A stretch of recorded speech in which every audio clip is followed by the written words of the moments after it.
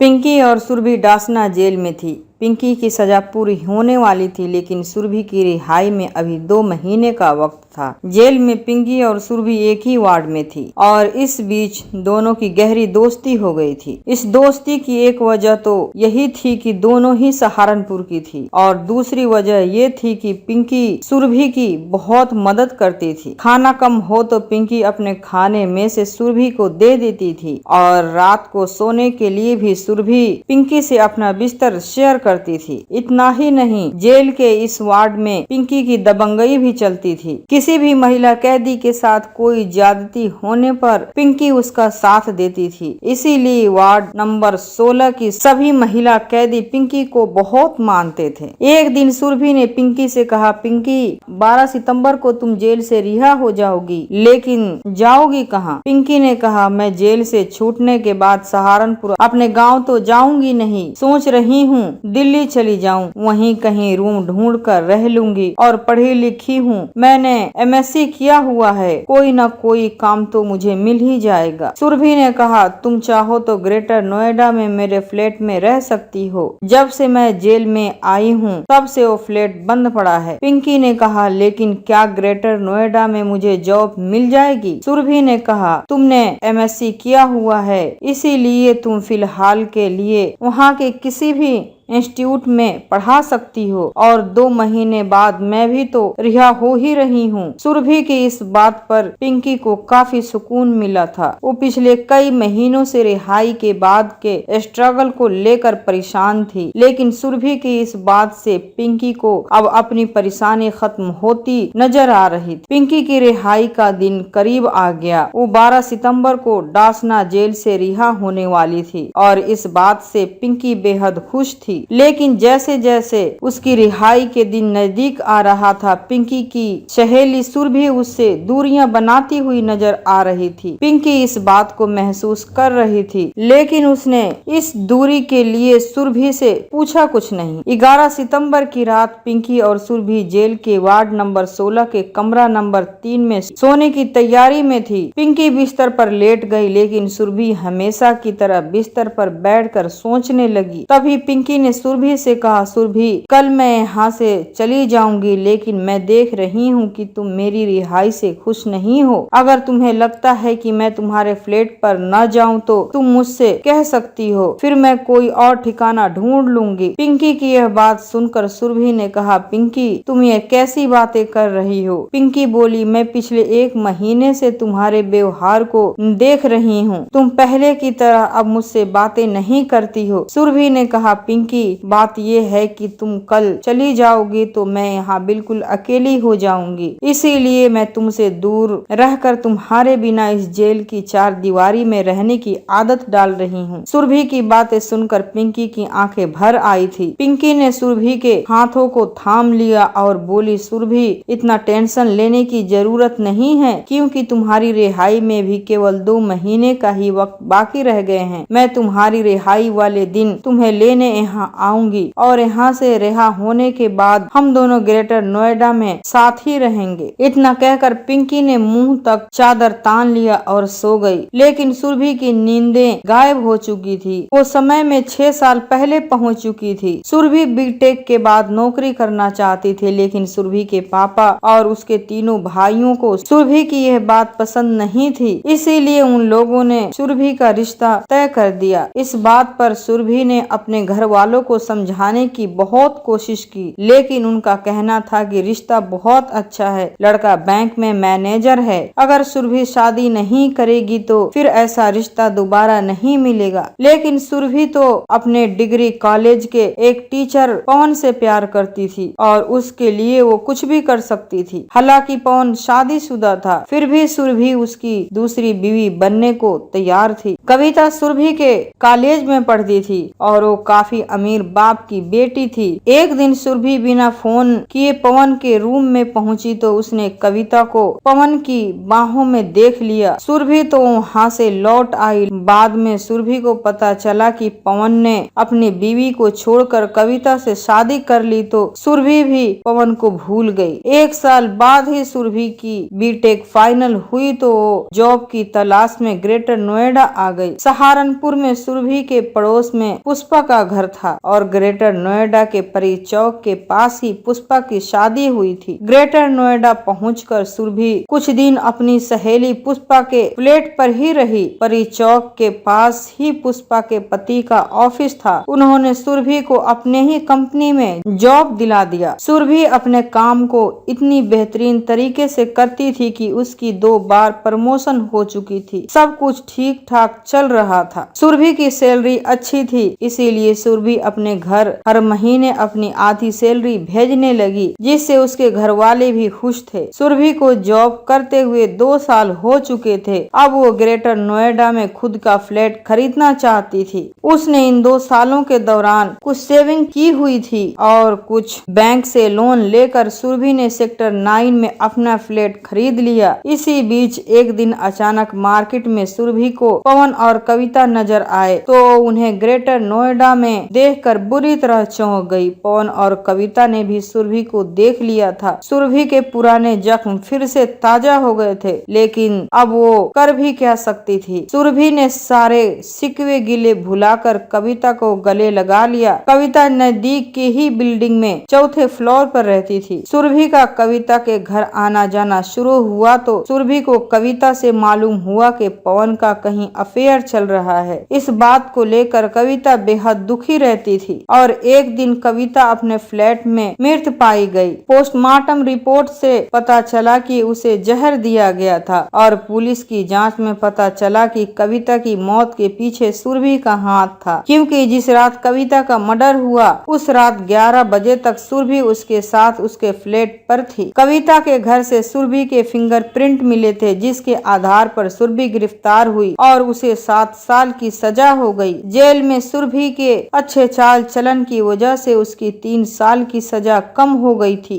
और 2 महीने बाद ही वो रिहा होने वाली थी। जेल के वार्ड नंबर 16 में पिंकी के बगल में सोई हुई सुरभि अपने अतीत में खोई हुई थी। उसे नींद नहीं आ रही थी। इधर अगली सुबह पिंकी की रिहाई होने वाली थी, जिसकी वजह से वो भी जगी हुई थी। रात के 2:30 बज रहे थे। पिंकी उठकर बैठी और कमरे के कोने में रखे मटके से एक गिलास पानी पीने के बाद वो अपने बिस्तर पर आकर बैठ गई। उसे पता था कि सुरभि अभी तक जगी हुई है, लेकिन उसने सुरभि से कुछ नहीं कहा और काफी देर तक बैठी सोचती रही। सुरभि भी उठकर बैठ चुकी थी। उसने पिंकी के कंधों पर हाथ रखा और बोली, तुमने जेल में मेरी जितनी मदद की है, मेरी सगी बहन भी होती तो शायद वह इतना नहीं करती। कल सुबह मैं जेल के लॉकर में रखी फ्लैट की चाबियां तुम्हें दे दूंगी। पिंकी ने सुरभि का हाथ अपने कंधे से हटाया और बोली, सुरभि, कल मैं चली जाऊंगी। क्या तुम मुझे बता सकती हो कि तुमने कविता को क्यों मारा? यह सवाल सुनते ही सुरभि के चेहरे का रंग उड़ गया और वो थोड़ी देर के लिए खामोश हो गई। फिर उसने भी उठकर एक गिलास पानी पिया और पिंकी के पास आकर बैठ गई और बोली, जब कविता पवन के साथ सहारनपुर से भागकर ग्रेटर नोएडा गई थी तब वो अपने घर से चुराकर ढेर सारा रुपया लेकर गई थी। इन्हीं रुपयों से पवन ऐश करने लगा। इसी बीच सहारनपुर की किसी लड़की से पवन को इश्क हो गया। यह बात कविता को मालूम चल गई थी। एक दिन पवन अपने दोस्त की सगाई का बहाना कर सहारनपुर गया हुआ था। वो रात को ही सहारनपुर से नोएडा लौटने वाला था। सहारनपुर पहुंचकर पवन ने कविता को कॉल किया कि वो रात को नहीं आ पाएगा, तो कविता ने मुझे अपने फ्लैट पर बुला लिया। मैं और कविता रात 9 बजे तक बातें करते रहे। रात 10 बजे जब मैं वापस अपने फ्लैट पर जाने की हुई तो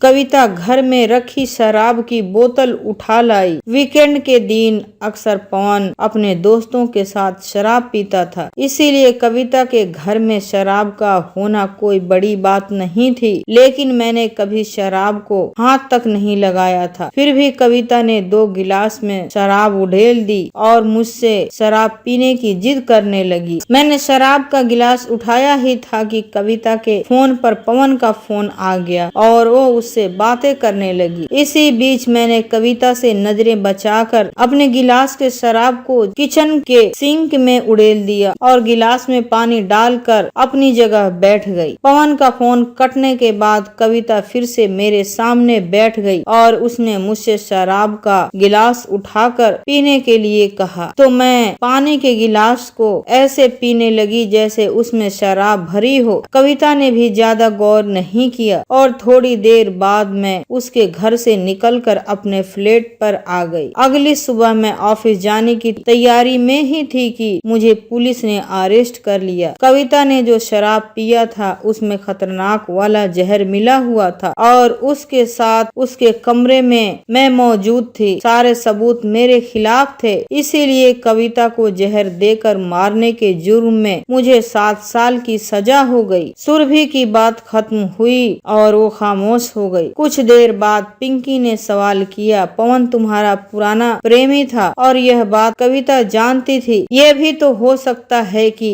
तुम्हारा पवन के साथ फिर से पुराना वाला इश्क परवान चढ़ गया हो और तुम दोनों के इस इश्क में कविता रोड़ा बन गई हो, जिसे रास्ते से हटाने की प्लानिंग तुम दोनों ने मिलकर की हो। सुरभि ने कहा, पिंकी तुम पुलिस की भाषा मत बोलो, मैं सच कह रही हूँ, कविता की मौत में मेरा कोई हाथ नहीं है। पिंकी ने कहा, पवन इस वक्त कहाँ है? सुरभि ने कहा, दरअसल जिस रात सुरभि की मौत हुई उस रात पवन अग्रवाल सहारनपुर गया हुआ था और फिर कभी लौट कर नहीं आया। उसी रात सहारनपुर में ही किसी ने पवन का भी मर्डर कर दिया था। सुरभि की इस बात पर पिंकी खामोश हो गई। बातों ही बातों में सुबह हो चुकी थी। पिंकी अपनी रिहाई की तैयारियों में लग गई। सुबह के 10 बजे तक सुरभि भी जेल के लॉकर से फ्लैट की चाबियां ले आई और पिंकी के हवाले कर दिया। थोड़ी देर में ही एक महिला गार्ड ने पिंकी को उसकी रिहाई का नंबर दिया और पिंकी अपने वार्ड से बाहर निकलने लगी। कुछ दूरी तक सुरभि भी उसके साथ आई और फिर जेल के मेन गेट पर आकर पिंकी ने सुरभि से कहा, तुम जानती हो कि पवन की हत्या किसने की? सुरभि ने कहा, नहीं। पिंकी ने कहा, मैंने पवन अग्रवाल की हत्या की थी और उसी की हत्या में मैं पिछले 4 साल से जेल में थी। 7 साल की सजा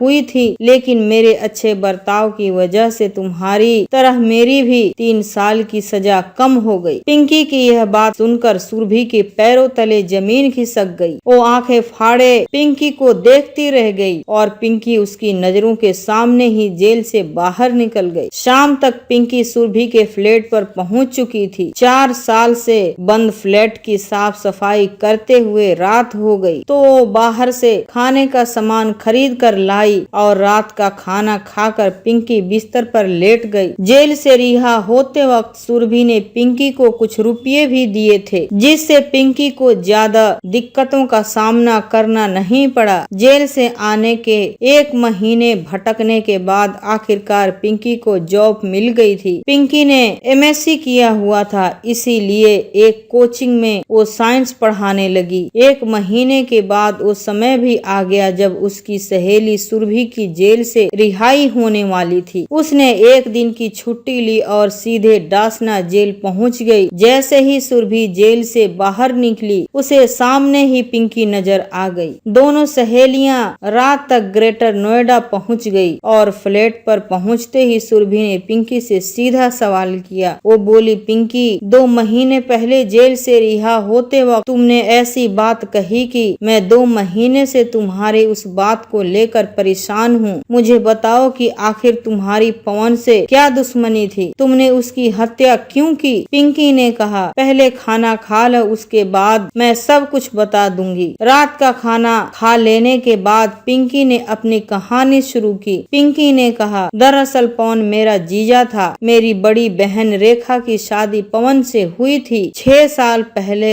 मैं सहारनपुर यूनिवर्सिटी से MSc कर रही थी। इसी दौरान मेरे घर वालों ने मेरा रिश्ता तय कर दिया, लेकिन मैं अभी शादी शादी नहीं करना चाहती थी। मैंने अपनी बड़ी बहन की हालत देखी थी। 4 बच्चों के हो जाने के बाद भी मेरी बड़ी बहन रेखा के लिए उसकी ससुराल डासना जेल जैसा ही था। रेखा का पति पवन कहने को तो साइंस का टीचर था, लेकिन वह इतना लालची इंसान था कि 4 बच्चे हो जाने के बाद भी वो रेखा को दहेज के लिए बेहद बुरी तरह पीटता था। और एक दिन पवन ने मेरी बहन रेखा को घर से निकाल दिया और उसने कविता से दूसरी शादी कर ली। रेखा यह बर्दाश्त न कर पाई और उसने पंखे से लटक कर अपनी जान दे दी। रेखा की मौत के बाद मैं पवन से बदला लेना चाहती थी, इसीलिए मैं अपनी पहचान बदलकर उससे फोन पर बातें करने लगी। धीरे धीरे वो मेरे जाल में फंसने लगा और 4 साल पहले एक दिन मैंने उससे मिलने के लिए सहारनपुर एक लॉज में बुला लिया। वो कविता से अपने दोस्त की सगाई का बहाना कर घर से निकला और रात तक वो सहारनपुर में मेरे बताए हुए एड्रेस पर पहुंच गया। लॉज में वो मेरे सामने बैठा हुआ था। मैं जानती थी कि वो शराब पीता है, इसीलिए मैंने पहले से उसकी पसंद की शराब मंगवा कर रख ली थी। मुझे डर था कि कहीं वो मुझे पहचान न ले, क्योंकि आखिर था तो वो मेरा जीजा ही। हालांकि रेखा दीदी के जिंदा रहते मैं कभी पवन के घर नहीं गई थी और पवन को भी मुझे देखे हुए अरसा बीत चुका था और इस बीच मुझ में भी काफी बदलाव आ चुके थे। इसीलिए मुझे भरोसा था कि वो मुझे हरगिज पहचान नहीं पाएगा। फिर भी मैंने ज्यादा देर नहीं की। 3 पैग के बाद ही शराब में मिले जहर का असर होने लगा। वह खून की उल्टियां करने लगा। यह देखकर मेरा बदला पूरा हुआ और मैं वहां से निकल आई, लेकिन पवन के फोन डिटेल से पुलिस ने मुझे पकड़ लिया और मुझे 7 साल की सजा हो गई। सुरभि को पूरा माजरा समझ आ चुका था और उसे पिंकी से कोई शिकायत भी नहीं थी। पवन वो आदमी था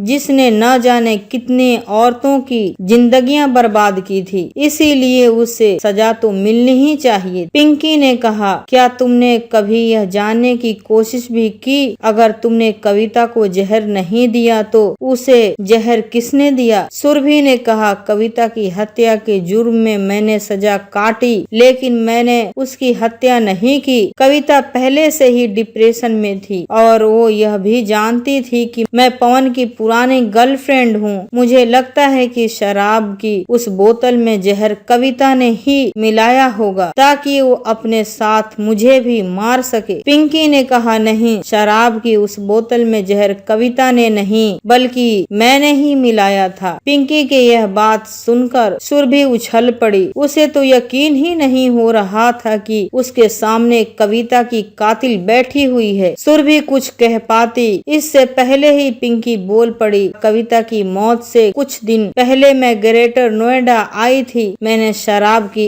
एक बोतल खरीदी और उसमें जहर मिला दिया और जब पवन मुझसे मिलने परी चौक पहुंचा तो मैंने वो शराब की बोतल उसे गिफ्ट कर दी। पवन मुझे होटल में चलने की जिद करने लगा, लेकिन मैं उससे बहाना बनाकर वहाँ से उसी रात सहारनपुर निकल आई। मुझे यकीन था कि उसी रात घर जाकर पवन वो शराब पिएगा और मर जाएगा, लेकिन ऐसा कुछ नहीं हुआ। तब मैंने उसे सहारनपुर के लॉज में मिलने बुलाया और जिस रात वो मेरे साथ सहारनपुर की लॉज में बैठा मेरे हाथों की जहरीली शराब पी रहा था, उसी रात ग्रेटर नोएडा में पवन की बीवी कविता भी मेरे हाथों की जहरीली शराब पी रही थी। मैं तो कविता को जानती तक नहीं थी, लेकिन मेरी गलती की वजह से उस बेचारी की मौत हो गई और उसकी हत्या के जुर्म में तुम्हें सजा हो गई। जेल में बिताए तुम्हारे 4 साल के लिए मैं ही कसूरवार हूँ सुरभि, हो सके तो मुझे माफ कर दो। इतना कहते हुए पिंकी की आंखें भर आई और सुरभि ने उसे गले से लगा लिया। कहानी से सीख, बदले की भावना इंसान को हैवान बना देती है और कभी कभी बदले की आग में सब कुछ भस्म हो जाता है। इसीलिए